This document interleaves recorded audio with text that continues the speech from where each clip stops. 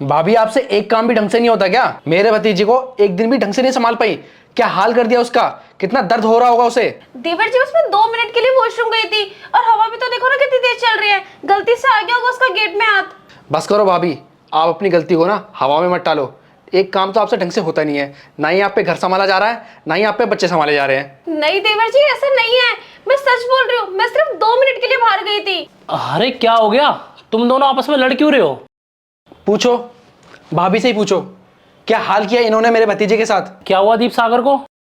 अब बोलो ना भाभी, चुप क्यों खड़ी हो?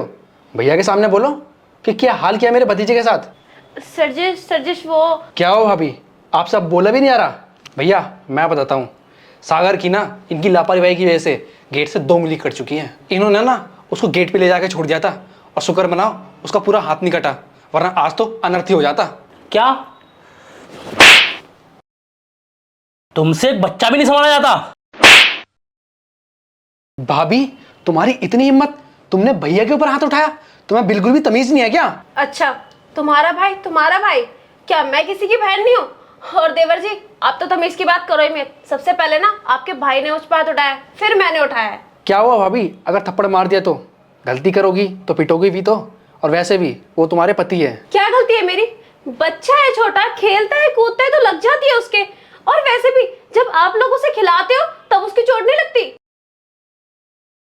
और तुम सरजिश एक बात बताओ मुझे, कुछ दिन पहले सागर इनकी गोद से भी तो गिरा था, उसके दांत टूट गए थे, तब तो तुमने इस पे हाथ नहीं उठाया। मुझ पे तुमने कैसे हाथ उठा दिया? हाथ उठाना तो छोड़ो, तुमने आज तक कभी मुझसे ऊंची आवाज में बात तक नहीं करी। तो क्या चाहती हो भाभी, मेरे भाई मेरे पे हाथ उठाए, हम दोनों में लड़ाई हो जाए और हम दोनों के रिश्तों में दरार पड़ जाए? अगर वो अपने छोटे भाई पे हाथ नहीं उठा सकता ना, तो फिर वो अपनी बीवी पे भी हाथ नहीं उठा सकता। क्यों नहीं उठा सकते भैया तुम पे हाथ?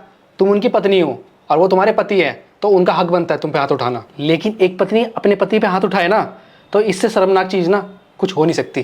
तुम्हें तो शर्म के मारे डूब के मर जाना चाहिए।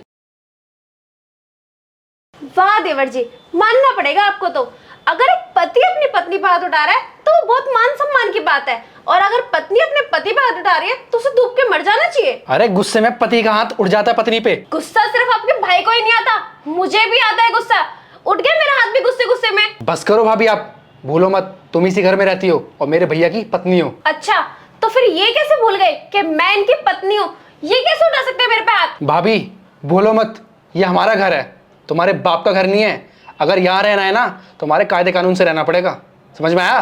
अच्छा, हम औरतों को यही नहीं बताया जाता कि हमारा घर है कौन सा, पति वाला घर हमारा है या फिर हमारा खुद का घर हमारा है।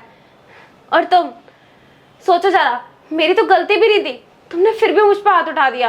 अगर मेरी गलती होती भी तो पता नहीं तुम लोग मेरे साथ क्या ही करते। और सरजिश, सागर ना मेरा भी बेटा है, मैंने अपने पेट में 9 महीने रख के उसे जन्म दिया है। अगर उसे कुछ हो भी जाता है ना तो तुम दोनों से पहले ना मेरी जान अटक जाती है। और मुझे ही पता है कि मैं उसे कैसे कैसे डॉक्टर के पास लेके गई हूँ। अरे मुझसे तो देखा भी नहीं जा रहा था उसे दर्द में, मुझे पता है मैंने कैसे पट्टी कराई है उसकी। सच बताऊं ना, मैं ही पागल हूँ कि मैंने अपना करियर वगैरह सब कुछ छोड़ के तुमसे शादी कर ली और बच्चा पैदा कर लिया। मुझे ना सबसे पहले अपना करियर बनाना चाहिए था, फिर उसके बाद अपना घर बनाना चाहिए था, फिर ही सोचना चाहिए था शादी के बारे में। और मैं ही क्या, दुनिया की हर एक लड़की को यही सोचना चाहिए कि सबसे पहले उसे अपना करियर बनाना चाहिए, फिर अपना घर बनाना चाहिए, फिर ही शादी के बारे में सोचना चाहिए कि करनी चाहिए या फिर नहीं। क्योंकि कुछ पता नहीं कि उनके ससुराल वाले उन्हें टॉर्चर करके, उन्हें इतना बेइज्जत करके कब धक्के मार के घर से बाहर निकाल दे। और कुछ पता भी नहीं है, कल को ये भी बोल सकते हैं कि ये तुम्हारे बाप का घर नहीं है। और मुझे अब डरने की कोई जरूरत भी नहीं है। तुम दोनों सोच लेना कि अब घर का काम कौन करेगा, क्योंकि ना अब मैं यहाँ नहीं रहने वाली। अब मैं सबसे पहले ना अपना करियर बनाऊंगी और अपना खुद का एक घर बनाऊंगी। जा रही हूँ मैं यहाँ से।